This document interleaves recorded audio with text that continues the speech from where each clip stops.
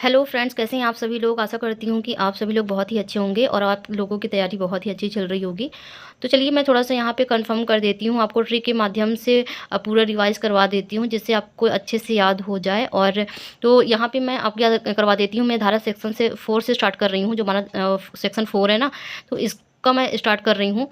और इसमें देखिए सेक्शन 4 में क्या है, ऑफ़िसर्स आएँगे, है ना? तो कितने ऑफ़िसर आएँगे? 4 ऑफिसर आएँगे ना, संरक्षण अधिकारी, सेवा प्रदाता जो हमारे सर्विस प्रोवाइडर होते हैं, और पुलिस अधिकारी आएगा जो डीएसपी के ऊपर का होगा, और मजिस्ट्रेट आएँगे, ठीक है?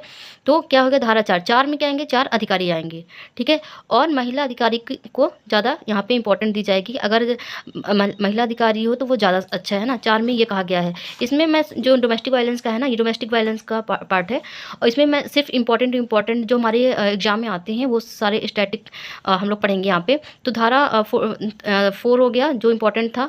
फिर धारा 14, 14 में ये क्या, ये 4 है ना, 4 और ये परामर्श, इसको मैं ऐसे कर लेंगे कि एक दो कितने लोग मिलके 4 अधिकारी थे, तो 4 लोग परामर्श, मजिस्ट्रेट क्या करेगा, परामर्श करेगा, 4 अधिकारी मिलके क्या करेंगे, परामर्श करेंगे, काउंसलिंग करेंगे सबको बैठा के।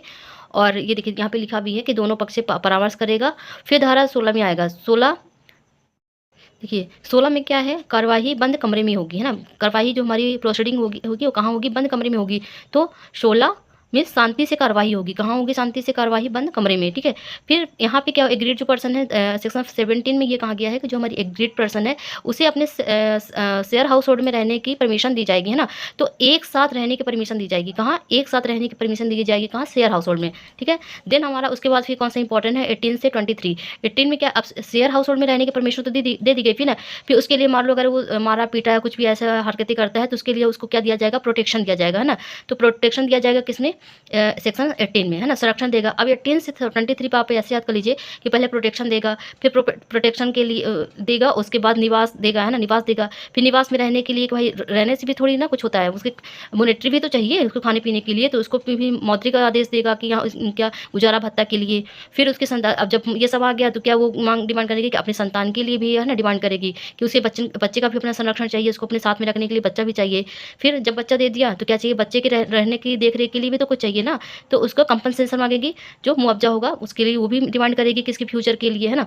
फिर उसके बाद आ जाएगा अंतिम आदेश, ये क्या होगा, फिर इसके बाद ही क्या होता है, लास्ट आदेश हो जाता है।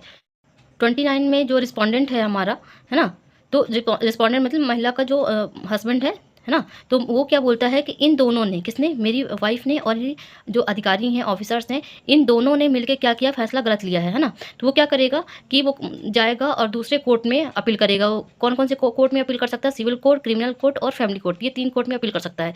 तो वो क्या करेगा कि इन दोनों ने मेरे साथ गलत किया है, इसलिए वो दूसरे कोर्ट में अपील करेगा, नहीं ये गलत है, और इसे 1 वर्ष की सज़ा और 20,000 रुपए इसको जुर्माना लगेगा, है ना। फिर या आएगा, हमारा इंपॉर्टेंट है धारा 24। 24 में क्या बोलता है कि फ्री कॉपी किसको दी जाएगी, पक्षधार को, साधा पुलिस अधिकारी को, सेवा प्रदाता को। तो हम लोग बोलते हैं ना ऐसे आम भाषा में कि हमें दो चार चीज़ें फ्री दे दो, है ना। तो यहाँ पे क्या आएगा, 2-4 कॉपी फ्री दे दो, ऐसा करके ट्रिक के माध्यम से हम लोग याद करेंगे, ठीक है। ठीक है फ्रेंड्स, मिलते हैं मेरे नेक्स्ट वीडियो में, और मेरे चैनल को सब्सक्राइब कर लीजिएगा इसी तरह की ट्रिकी वीडियो देखने के लिए। Bye bye.